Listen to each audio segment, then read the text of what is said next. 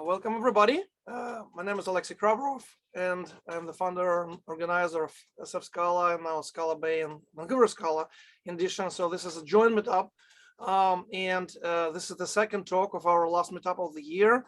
Happy holidays. We're very happy to have Jowanza Joseph with us. Initially, he planned to give this talk at Scale by the Bay 2021. That didn't happen, but we are very happy that we can actually hold Jowanza here and we have more time, and obviously you guys are welcome to ask questions through the chat, and then we'll have a Q&A at the end. Jowanza, introduce yourself, and I think the topic is super interesting, so welcome and take it away. Yeah, let me share my screen real quick and tee up this presentation. Okay. Yeah, so I am Jowanza Joseph. I live in the Salt Lake City metro area in Utah, and I've just finished publishing a book with O'Reilly about Pulsar, and so I decided to use this opportunity to talk a little bit about Pulsar, and then also the Pulsar client, the Scala client. So I'm gonna just, I think this should be around 40 minutes or so. It's kind of what I had planned. And so we'll go through a little agenda. I'll talk a little bit more about my background in a second, and we'll go from there. So the agenda, we're going to talk a little bit about exactly once processing. So what that means in the context of message processing, what delivery guarantees mean, what trade-offs you take when you enable those different guarantees, and then what the approach that Pulsar takes to the specific track. And then we're going to talk about transactions. So I'll provide a little motivating example for why we want transactions in a messaging system, and then we'll talk very detailed about Pulsar's implementation of transactions. And then I will provide two actually end-to-end examples of using transactions in Pulsar with Pulsar 4S, which is it's basically a wrapper around the Java library that has kind of some more idiomatic Scala APIs. So one thing I will say, so I initially had my Pulsar cluster up, and I was going to actually run those examples, but I had some issues with my VPN and whatnot. So I'm just going to walk through the code rather than embarrass myself and have things not work. So just a heads up on that. And we talk a little bit about myself, just as an introduction. It's my first time speaking in this group. So I work at Finicity, which is a open banking company that's owned by Mastercard, and I started there as an individual contributor, and I recently got promoted to vice president. So that's been weird, and I'm still getting used to it. So I am also the author of Mastering Apache Pulsar, and I've worked on this distributed pub/sub stuff most of my career. So it's been pretty fruitful. And yeah, I do road bike as well. I've got this picture of Marshall Taylor behind me, who's a noted cyclist, and I just love the sport. So I tweet about it a bit sometimes.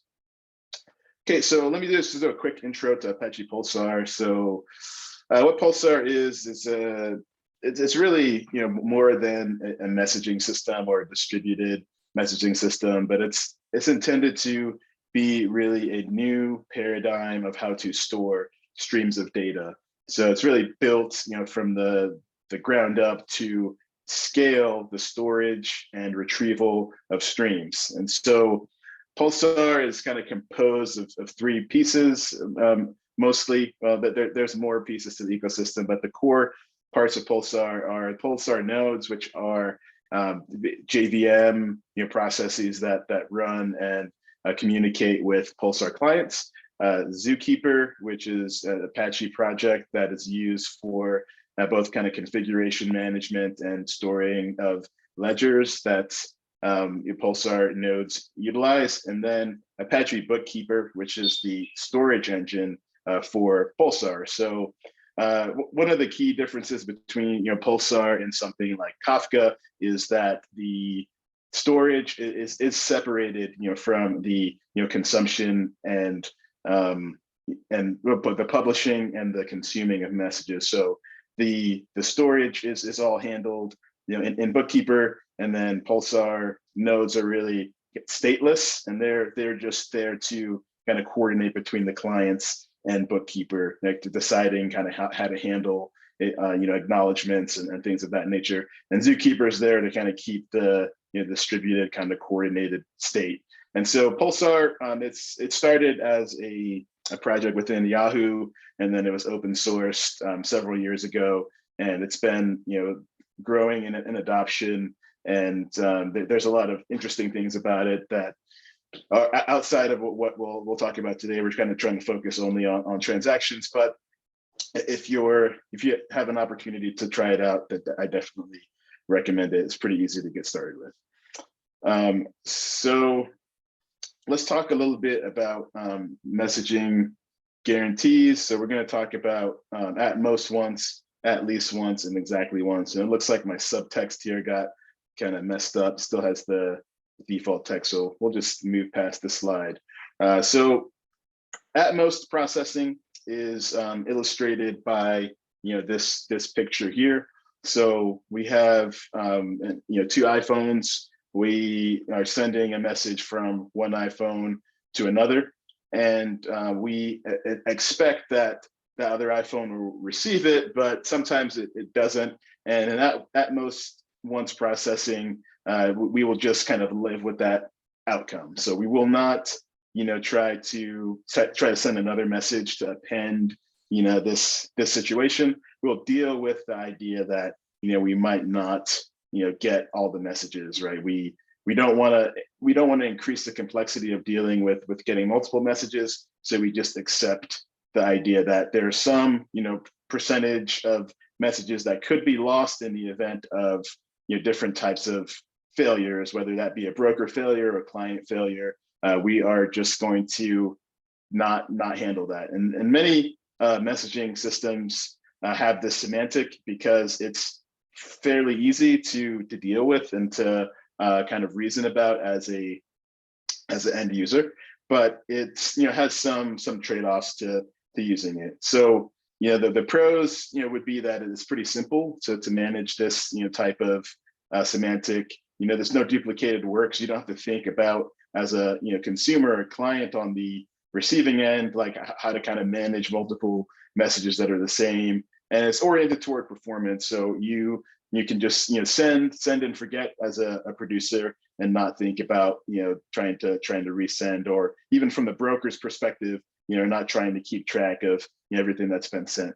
The limitations, you can't have data loss in end-to-end system, and you can't necessarily use it as a system of record because there might be some missing messages, and it can create some mistrust. So if you've ever worked with product teams and you have a system that's at most once in a message delivery, and something goes missing and somewhere in the pipeline, they kind of freak out about the the size of the issue. And so it does have those kind of both technical downsides and then the kind of human oriented downside. So at least once would be this type of interaction where you want to make sure every message is delivered, and sometimes that requires re-requesting the message again. So you'll end up in the scenario where as a the sender, you might have to send the message twice if the receiver doesn't receive it. So in terms of messaging systems, it doesn't exactly happen this way. Typically, the broker would be the one that would kind of manage that, rather than the end phone here sending it twice. But the idea is the same, right? Where we want to just make sure that the receiver here, John, gets the hello message. And so if that means that we are unsure that he got the message the first time, we'll send it again. And if he gets two, then we're willing to kind of deal with the consequence of that, which it's kind of variable on what those consequences are. So the pros are you kind of guarantee that all messages will be delivered, to the consumers, which is a very good pro. The cons are, it does require deduplication on the consumer side. So the receiver needs to realize that some of those messages might be the same, right? And they're not new information, and they need to implement some solution, whether that be around identification or the working with the broker in tandem to do that, which is more work, and so it does cause some performance issues at scale, and then also can be an orchestration problem as well, where if you have more of a topology or a like a DAG of messages being passed, there you have to kind of think about that message duplication problem all throughout. But similarly to the at most once, this at least once is pretty common, in many messaging systems to be either enabled or sort of the default behavior in those, because it's for many applications this is a fine outcome. So if you think about something like sending an email, for example, about a sale, like you prefer to send two and maybe annoy your receiving party than the possibility of none being sent, and the the value or the degradation in opinion of receiving two emails is maybe not as bad as receiving none and missing the sale, and having kind of extra load on your customer service team. So that's a trade-off that you can make in these types of systems. So exactly once would be that every message you send from mom gets to John. So mom doesn't have to think about or worry about messages being gone, and John can worry about just receiving messages from mom and not thinking about any kind of alternative scenario happening.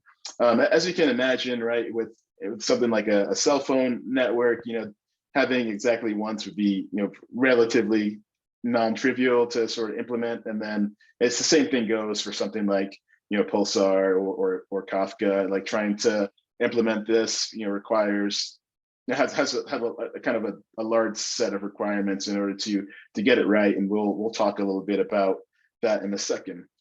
So for this, you get the guarantee of all messages are processed, and you don't have to think about duplication as well. But the implementation to do it is much more complex, and typically requires all three parties that are involved. So the consumer, the producer, and the intermediary broker kind of all need to be kind of orchestrating it to really make something like exactly once work.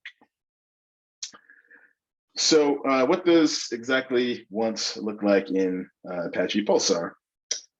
So Apache Pulsar has this concept of message deduplication. And so the deduplication is kind of the basic way to ensure effectively once is what the documentation says, and not exactly once semantics, without introducing a lot of performance bottlenecks and too much complexity. So let me back up a second. So in a typical producer scenario, the producer will send a message to the broker, and the broker will kind of acknowledge receipt of that message. And with message deduplication, you add an extra, essentially like a key or a sequence to your send to say this message was number 1, and then you could say this next message was number 2. And so what this does is within the broker, it gives it a kind of a effective ordering, right, of all the messages within a topic. And if you look down at the bottom where the producer sends send 1 again with the message, what happens in that scenario is the broker will acknowledge it, but internally it knows that, okay, I've already received 1 in this topic already, so I'm going to ignore it effectively. So this does have the advantage of like you're providing a way for the producer to really kind of control and know like every message that's being sent to the broker, and the broker a way to keep going in the normal flow send and not acknowledge pattern, but it gives you this extra kind of layer of protection around receiving a duplicate message without breaking anything considerably. And then from the consumer side, you would also receive your message with that sequence, and so you could utilize that sequence as a consumer to effectively be kind of your offset in the subscription or topic, or you can just use it to be a kind of a reset point. So if your consumer were to go down, you can store kind of your place in the sequence and then replay from that point. So the pros of this are it's really high performance, right? It doesn't really change anything materially from a normal publish subscribe pattern in Pulsar, and then you do get this effectively once, which kind of asymptotes to an exactly once semantic. However, there is some complexity to think about. So in the scenario we talked about, we effectively just talked about one partition, so a topic that has one producer, one consumer, one partition, keeping that sequence straight is pretty simple. But if you were to get into a multiple partition topic, then it's a little bit more complicated, because now the sequence isn't in order per like per topic. It could be different, and so you have to kind of think of a strategy of how you will ensure that same kind of sequencing, or how you would handle that, which is complicated for sure. And then it does require producer side and subscriber side logic for it to really work. So like we talked about earlier, that's kind of one of the downsides of this, is that it's not like you just send messages to the broker and it just kind of automatically produces this semantic. It's really everything working in chorus, right? And every component of it has to really kind of be dialed in for it to work. Otherwise, it just doesn't, right? If you have any kind of mismatch between the producer and consumer or broker, then kind of all guarantees go out the window. But if you kind of really tie together the sequence ID, the message, all the way through, then it will work. So it works, it's performant, but there's some, it leaves a little bit to be desired around multi-partition topics, and then more maybe complex use cases around those. So what's a transaction then? So a transaction in Pulsar allows effectively two things. So it allows a producer to send a batch of messages to multiple topics, where all the messages in the batch are eventually visible to any consumer, or none are visible ever, or none are ever visible to consumers. So that's kind of a mouthful, but effectively it works similar to what you would see in like a database transaction. So you start with a database transaction, you open it, and then you try to do a number of operations, and then you commit them at the end, or you can abort them. So it's the same concept here, where you have consumers and producers, you have topics, and you want to produce multiple messages, like either across many topics, and then you only want that to happen if all of those things happen in sequence. And if they don't, then you want to roll it back so that it doesn't leave the kind of overall system in a inconsistent state, is the idea behind transactions. And it also provides an end-to-end exactly one semantic. So we'll talk about this in a second, but Pulsar has this idea of consume, process, and produce. So you're a producer, or sorry, a consumer, you consume messages, and then you do some action to it, and then you produce it to a new topic, or multiple topics, or a partition topic, and you want that all to happen in a transaction, so that this provides a way for that to happen. And we'll talk a little bit more specifically about how that works. It's actually fairly but I think I'm maybe a little softened to the complexity of it because I just spent like my year trying to write this book, but it has some complexity to it, but it hopefully will kind of illuminate like what's required to make this work. Just talk about a little bit about a motivating example. So I joined this gym once upon a time where they paid you to lose weight. So you effectively sign up and you say, hey, I'm going to lose, X amount of pounds in X amount of days, Y amount of days. And then they would basically loan you that money and say, okay, you can use this money in order to, kickstart the process of losing weight. And if you don't do it, then you need to return the money to us and actually just return it with interest.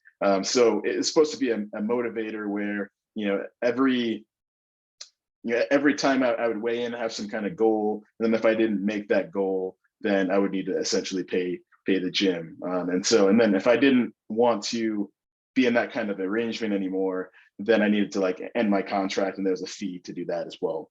So the reason why I think this is a reasonable motivating example is, I can make this promise, right, that I'm going to lose 50 pounds in 25 days. The gym can give me that $100. And then, at the end of that 25 days, the base of the transaction is open, that for that 25 days, and then it closes, and either, I am 150 pounds or I need to return money with interest to the gym. So, that could be modeled as, either like a database transaction, or a message transaction in Pulsar, where, there's essentially like an expiry on the initial, contract. And then, after the 25-day period, either it kind of unwinds itself or, pushes itself forward. So back to this, semantic with Pulsar of, consume, process, and produce. I think just drilling in a little bit more into this idea, it's really about, providing a framework to, perform more kind of like complex tasks and really kind of push messaging, to the next frame. Because a lot of the thought and design, around messaging is this concept of like you have your topic, you have your consumers, you have your producers, and there may be a little bit of the complexity in in like the topology, of your topics, but you try to keep things simple because kind of the more complexity you add and the more dependencies you add, kind of the more you push yourself into a place where the guarantees maybe won't follow with the application you're trying to build. And so having a way to be much more intentional about what you're trying to do, saying, hey, these all need to occur, in one like transactional process is important. And it does enable, a lot of new use cases, in message processing. And so I think this is a good framework for looking at it. And let's talk a little bit more about like what this looks like. It's going to be, I will warn, like introducing a number of like topics or concepts in Pulsar in order to really grasp it, but I think it will be worthwhile to go through. So let's start with the first thing that happens. So there's a lot of things on the screen, and we're going to try to walk through each of them as we need them. So in this diagram, where you see the blue, like that's all we really need to talk about for now. The box that has the Pulsar client, the coordinator, and the transaction log. We're going to start with that, and then as the transaction process continues, then we'll introduce more concepts afterward. But we'll start with that. And I will also say these diagrams are from the documentation for Pulsar and their most recent release, because I think that their diagram is really the best. I have one that's kind of approximating it, but I think this one is much better for like illustrating kind of how this works. So how this works is that you're a Pulsar client, right? And you want to make a transaction. So you want to start kicking off the process to make a transaction. So in your client library, you effectively say, hey, I want to make a transaction. And what that does is this 1.1 step where it will essentially send a message to the broker, which the coordinator is a process that runs on the Pulsar broker. And it will say, hey, I want to make a new transaction. So then the coordinator has something called the transaction log, which is an immutable log of all of the transaction related events that happen for that coordinator.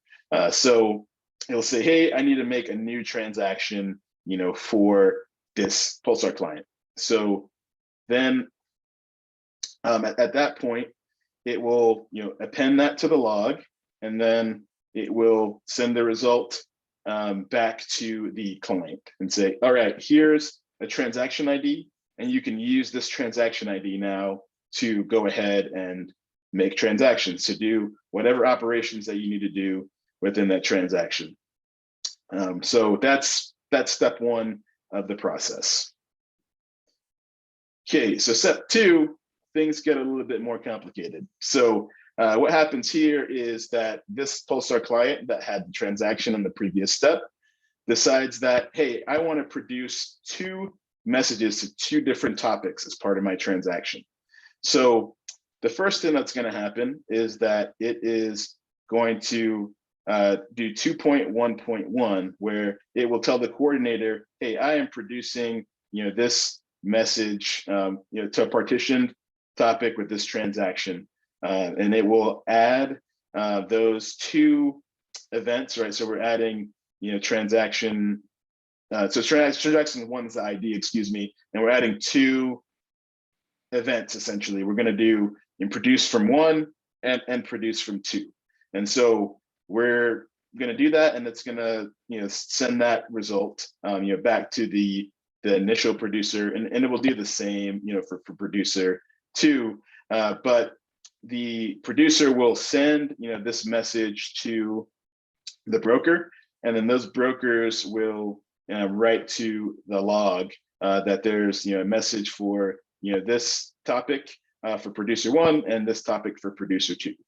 So at this point, there's not nothing is committed. So there's not a this is not like a fully kind of end-to-end thing that happened. This is all sort of in process, right? We're starting the transaction. We're doing what we need to do in order to kind of bring the transaction to fruition. But as a consumer of either of these output topics, right, you wouldn't see these messages quite yet because they're effectively in a buffered state. All right, so they're in a state where they're going to be written to the topic as long as the rest of the transaction components complete. So going to step three.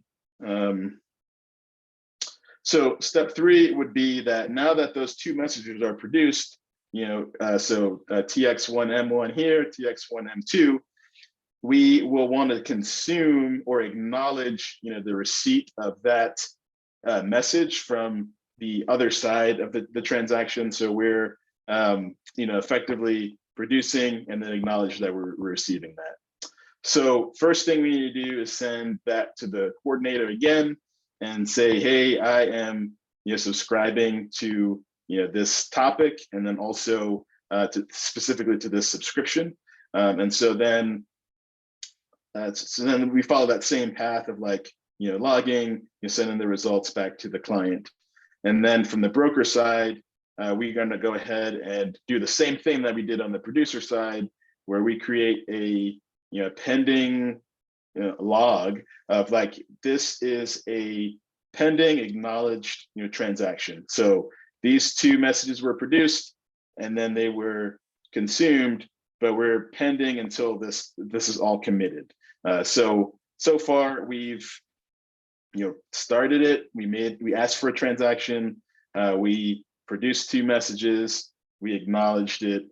And so all of this is transpired. We're still in a pending state. Nothing is committed to the real kind of topics to be consumed by other consumers. We're still in a pending state that nothing is visible outside of the the coordinator, and then these sort of like, temporary immutable logs for the transaction.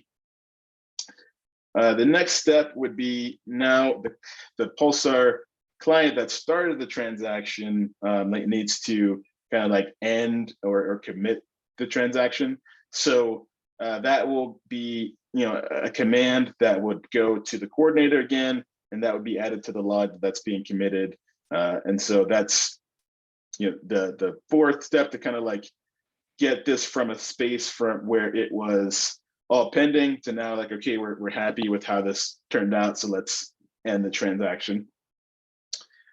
And then the next step would be this, which is, it's kind of complicated, but let's walk through it slowly. So the thing that needs to happen now that the client has said that they want to commit is that the coordinator could be one of any brokers, and then the brokers that received the acknowledgement and the produce messages could all be different brokers. So now it needs to all sort of reconcile what's happened or transpired. So the coordinator would effectively knows from this log like which brokers are part of the transaction, and so it will utilize that information to then go back to the brokers and effectively ensure the state of the transaction is in the correct place, right? So there's an acknowledgement, there's a committed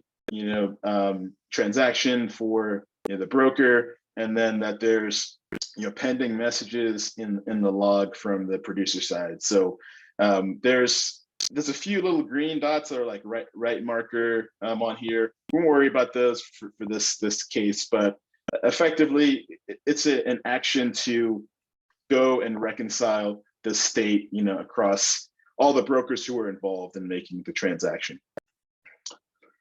And then once that is confirmed, what happens is then the coordinator will write a final kind of committed message to its log, and then send a result back to the Pulsar client saying, all right, your transaction's done. And then this pending acknowledged data log will move to an acknowledged message in this input topic.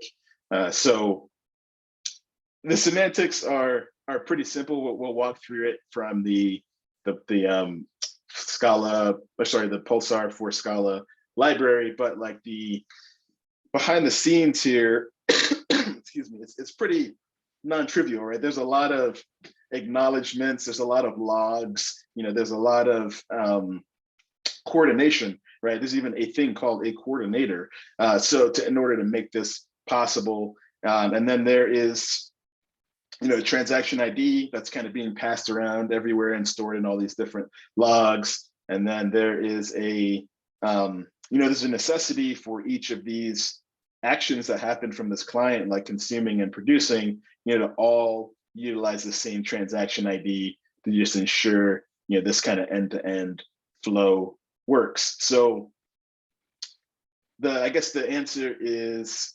why, right? Why are we why are we doing this? And I guess back to the initial point is that without this, if you wanted to kind of do the same flow, right, where you had a client, you wanted to start a transaction, produce messages to multiple partition topics, acknowledge them on the other end, and then close that transaction, it would be hard, right, to do and to guarantee that there's no either data loss in that case, or there's no data duplication in that case. Whereas here, everything is sort of really finely acknowledged and really finely logged, and so there's not that kind of possibility to introduce that type of failure scenario. So in order to do transactions in Pulsar, it's actually a pretty new feature. So the most recent version of Pulsar is 2.8.1, and 2.8.0 is where this is kind of like widely introduced. And then you have to enable transactions on the broker level. There's a couple settings that you need to to turn on, because by default it's kind of off. And then also the transaction has to be enabled on the client level as well. So there's a little bit of overhead to manage to do this, but compared to the sequence and ID for the deduplication, it's, I would say, kind of a smaller lift and also a different use case. So it maybe not worth comparing. All right, so let's get into these two examples. For Scala for S, sorry, Pulsar for S. I keep saying Scala for S. It's been a little bit of a long day. So with the two examples we'll walk through is, one is an example just using the async client in your Pulsar for S, and another one is using the I think it's the ZIO client. And so these are pretty simple examples that kind of follow the same outline to like walking through this transaction. You can do much more like complicated things with transactions, but I think for the purposes of this conversation, I think that it's a good place to start. So let's go to that. Okay, so this is a transaction example. There's a few imports, from this Pulsar for S library, and it's a very, very simple example. So let's start, on line 8. So we just are using a schema. So Pulsar supports several types of schemas. So it supports different primitive type schemas like strings or booleans, but then it also supports protobuf, avro, JSON, and then with the Pulsar 4S client, you can set up some like more complex types of clients where you can do things like TLS or token-based authentication. But for this example, it's just using is as if there was Pulsar just installed on my local machine on port 6650, and I'm just turning transactions on here in line 14 for that client. So effectively, what I'm going to do is just create a transaction, and then create a consumer to receive the transaction, or to receive a message, and then kind of close the transaction and commit it at the end. So line 17 is me setting up my producer to read from that this topic that's on line 10. Line 18 is me setting up the consumer to do the same thing and to subscribe to the topic with a specific subscription name. And then we essentially tell the consumer to look to like the earliest offset in that topic, which in this case, since it's a topic that's just being used as like an example, will be kind of empty. So then we have this comprehension where we first tell the client that we want to start a transaction, and then we would have the consumer receive an async message. Then we would wrap the transaction in a message that we would send, and then we would wait for that acknowledgement and then commit the transaction.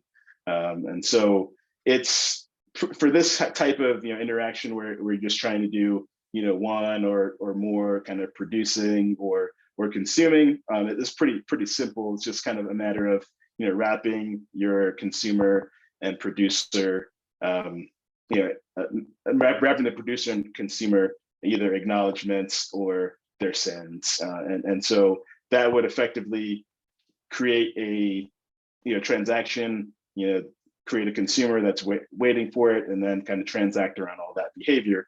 One thing to note is that this example doesn't include like aborting. So instead of committing, you could also abort, and then that would effectively like unwind all of this from happening as well. So that's all really there is to it, from like the simplest use case here. And then Pulsar 4S also supports like a few different types of popular Scala IO-based libraries. And so the other example here is just with ZIO. So all of this stuff from line 5 like through line 18 are all the same. The only difference is now we're adding an additional constraint. So one of the things I didn't mention is with transactions, you can open them with a specific time frame in mind. So kind of putting a time bound on how long you expect the transaction to take, which is a good idea because otherwise it could kind of be open indefinitely or to whatever the default time frame is for those, which could be too long for your use case. So in this case, it's got a specific like 1 second expectation for the turnaround time on the transaction, and then it's the same behavior here where you have a consumer that's ready to receive this message async, and then producer that's wrapping their message in a transaction, and then it's being acknowledged and then yielded, and then you can kind of close the consumer and producer after that. So effectively this is like kind of all like the basics of the API, right? So if you wanted to use this to build something much more complex, like you could, but most of the use cases are kind of like narrow to, hey, I have this event that I want to make sure it gets produced to these like 10 topics, and if it doesn't get produced all 10, like I want to unwind it from all 10, and so that's the idea there. So the pros of this whole rigmarole that we talked about is you do get the exactly once processing, and then also you can batch these. So if you wanted to do like much larger interactions around messaging across multiple topics, you can. It is more complex, right? So you do introduce a lot of new concepts, like a new API, and then there's a lot going on behind the scenes to ensure that your transaction works. And also, so there are some performance implications here as well. They're not really well documented, from the maintainers of Pulsar so far, but there's a bit out there about that, and there's some work right now going on to really kind of catalog it and make sure that users of it know. And then right now it is limited to Java API. So fortunately, Scala, Pulsar 4S, is a wrapper around the Java library, and so some folks were able to kind of like quickly add this functionality to the library. But if Pulsar does support Go and Python as well, and those clients don't have the ability to do this. And then like Pulsar Functions, which is a stream processing runtime for Pulsar, doesn't support this yet. Pulsar IO, which is kind of a plug and play framework for doing like change data capture and other types of workflows in Pulsar, doesn't support this yet either. It is on the roadmap, but it is a limitation. So if you want to extend this functionality beyond just Pulsar clients for these consume and publish events, like it's just not there yet. So it's pretty early. And so summarizing, like transactions are pretty valuable, and like they provide kind of a new way to think about what's possible in messaging. And you can achieve exactly one semantics in Pulsar, one through the deduplication, but then also through this transaction mechanism as well. And that's it for me. I'm happy to take any questions. Thank you, Jowanza. This was awesome, and the code was very clear and beautiful. Thanks for sharing this. Any questions?